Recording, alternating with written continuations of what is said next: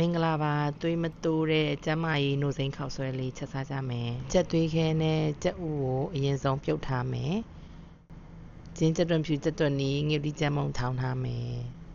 ကြက်သားကိုရည်တည်ချဆေးထားတယ်ကြက်ရိုးပြုတ်ရရှိရင်သုံးမယ်မရှိရင်တော့တကြားစားကြက်မုံကိုစူပွက်နေအောင်တည်ထားမယ်စီပူလာရင်စနွင်းလေးထက်ထောင်းထားတဲ့အစာပလာတွေကုန်ထက်မွေးနေအောင်ကြောမွေးပြီဆိုရင်ကြက်သားထက်ကြက်သားကိုနူးဤလာတဲ့အထိအထက်ကပါတဲ့ရေကိုလုံးရေခမ်းအောင်ကြောပြီးရင်ရေနွေးလေးထည့်ပြီးတော့နူးသွားအောင်အဖုံးလေးဖုံးပြီးတော့ခဏလေးစောင့်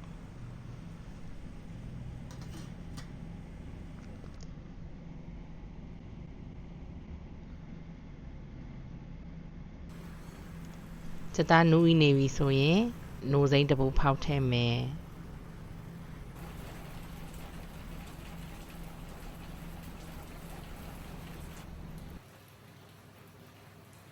ရေနွေးစုပြီဆိုရင်ပဲစိမ်းမုံဖြော်ထားတာလေးတွေကိုလောင်းထည့်မယ်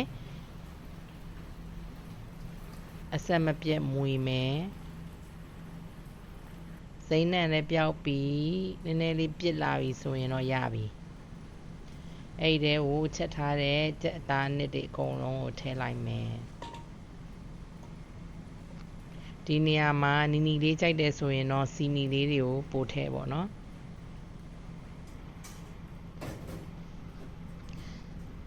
ရပြီဆိုရင်တော့ကြက်သွန်နီထည့်မယ်ကြက်တွေးခဲထည့်မယ်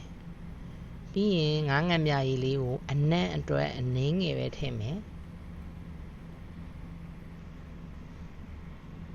ကဲဟင်းရည်လေးရပြီစားလိုက်ပါအောင်